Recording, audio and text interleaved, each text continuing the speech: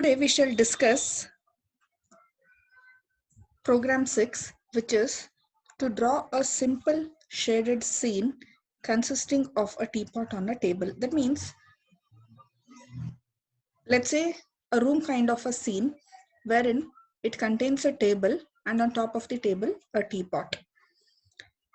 Along with that, we also define the position, the properties of the light sources, the properties of the surface of the solid object used in the scene. In this program, we should develop a simple scene consisting of a wall. If you look at the output, this is how the output of the program looks like, and here is the wall that I'm talking about. A table, where you can see the table here, and a teapot, that is a teapot on top of the table, and demonstrate the different effects of lighting and shading.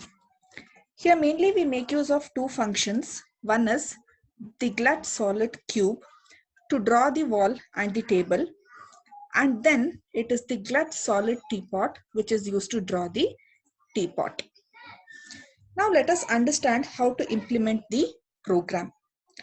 We begin from our main program, wherein first we have the ambient array which sets the RGBA intensity of light, which is all set to 1, 1, 1 and 1.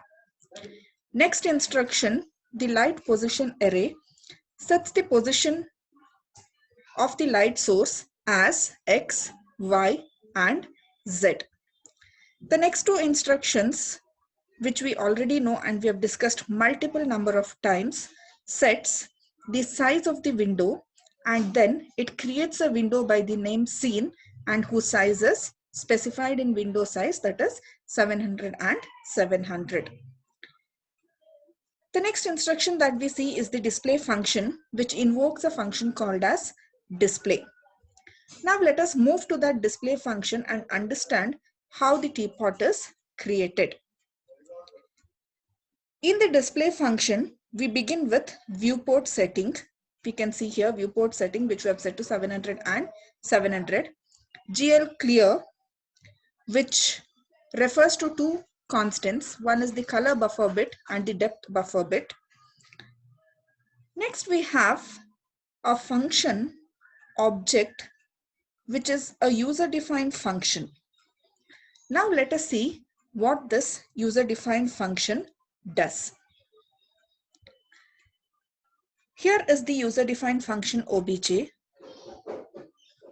To the obj function, the arguments that we pass are tx, the translation x parameter, ty and tz, again the translation parameter y and z, and the scaling parameters sx, sy and sz. In the object function, first when we call GL rotate, that is here, we want to rotate the cube 50 degree along the y-axis. Here, GL rotate, this specifies the degree. This is my x value, y value and z value. Wherein we have set z to 1, a positive value. So I'll say rotate 50 degree with or along the y-axis. Followed by rotate the cube, again because the instruction is GL rotated, 10 degree along the negative x-axis. If you can see, the x value is set to -1, followed by the rotation of the cube by 11.7 degree along the negative z-axis. Then translate the cube with the parameters tx, ty and tz, followed by scale in order to perform scaling with the parameters sx, sy and sz. Next, we have the function solid cube, a function which draws the cube with the size 1. Now let us see what exactly is the solid cube of 1.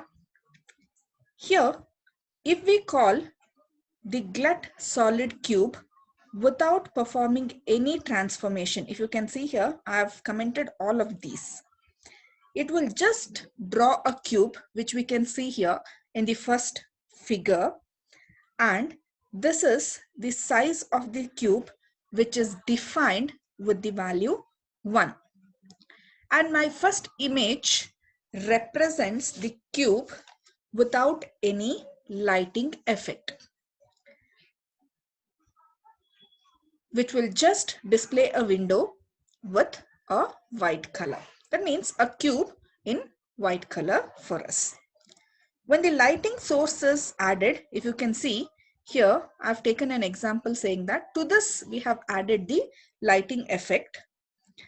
When the lighting source is enabled in the main function, then the glut solid cube will draw a window as a cube as we see in the second picture, that is here. A cube is visible. If you can see, it is slightly grayed in color compared to the background, black color. So here it is a gray colored window, which is very similar to the first one, but instead of having a white color with the lighting effect, it has been converted into this gray shade for us. Next, now let us understand how OBJ works.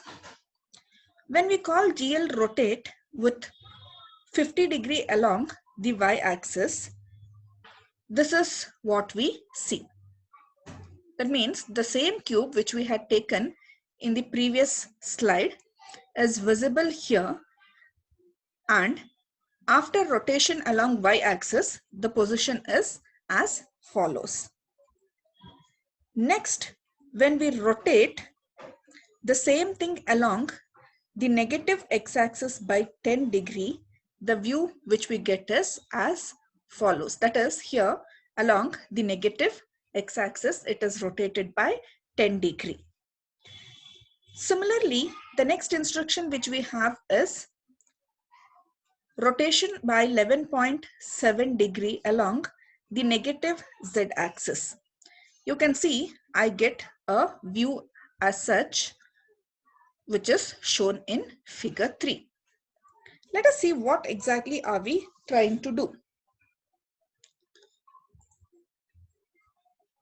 After the rotation, I perform the translation here. So once I call this instruction, we see the cube is translated at some distance. If you have compared to the previous, probably the previous object was here and it has been translated with the new value of tx, ty and tz. Later, when we call GL scale, the cube is now scaled down. That is, if you can see here, the same cube is scaled down, and if we observe carefully, it looks like one wall of this scene. Observe very carefully here. It looks like one wall of this screen. If you observe very carefully, this wall is in gray color in comparison to the background black color. So first wall is generated for us. Now let us come back to the function. What did we call actually? We invoked OBJ with these values, and that in turn generated the first wall for us. Next, in the display function, let us go and invoke the second OBJ function. When I invoke that second OBJ function, it will display the floor of the scene. If you can see here, it displays the floor of the scene, and it is drawn using the same procedure as discussed for the first wall, but with different set of values. You can see the values from the first OBJ to the second OBJ differs. The procedure is as what we saw for the first wall. Next, The third obj function, when we call, it creates the back wall of the scene, and thus we can see that the three walls of the scene is now created and ready for our use. Next, when we call the fourth obj function, it will draw one leg of the table. What is this 0.2, 0.2 and 0.02 here? It is nothing but this size with respect to x, y and z. So the first leg is created. Similarly, the second leg with the invoking of this obj function, the next leg, and then the other leg by invoking all the four obj functions. So 4 legs of the table are created. Now to say that the table is completely created, we need the table top that is created by this obj function out here. So if you can see, the wall is created of the scene and the table along with its top is created. That means the 4 legs and the top of the table is created. Now that the table is created on the scene, we are going to call the GL rotate with some values. After invoking GL rotate, rotate and translate here, let us come to the glut solid teapot, which is a function that places the teapot on top of the table whose size is as specified in the argument here to this function. What have we done here? In the display function, we have created the 3 walls, the 4 legs of the table top and the teapot, all of which are ready. Now let us come back to our main function. From where did we deviate? We deviated from here, the display function. After the execution of this, the control moves to the next instruction, which is GL enable GL lighting, similarly GL enable light of 0. These are the 2 instructions which is used for enabling the lighting and the light sources. That means if you are making use of any lighting and light sources values, first it should be enabled. What is that we are making use of?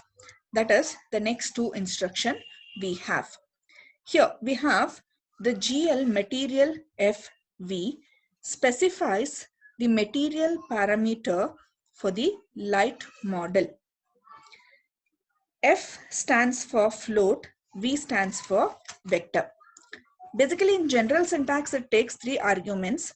The first one we call it as the face, the second one is the P name, and the third one is the parameters.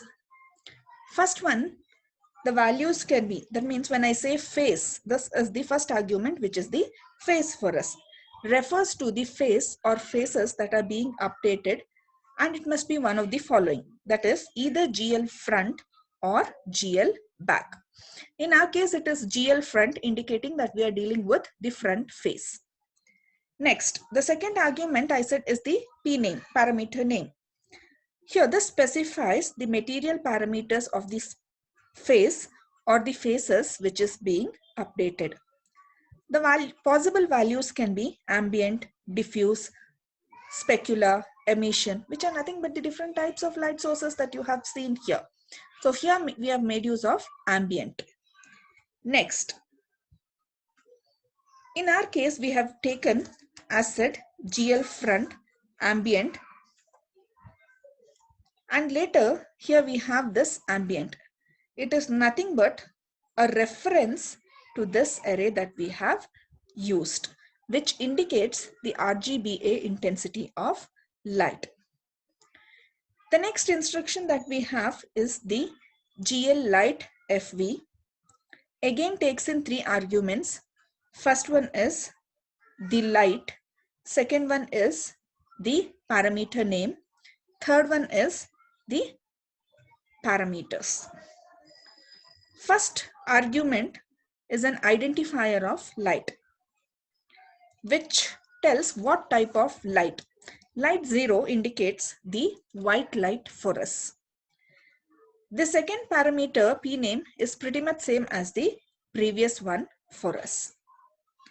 Next, the third parameter light position is again this array reference or a pointer to the array light position, which specifies the intensity of the light that we are using. Once we are done with the phase and the kind of light, type of light or the identifier of light and its position with its intensity. Lastly, we enable the depth test as we are using the double buffer here. And final instruction is the glut main loop, which is the callback function. Hopefully, you have followed the program for the generation of the teapot with different properties of light, its intensity, and the object properties. Thank you for watching this video.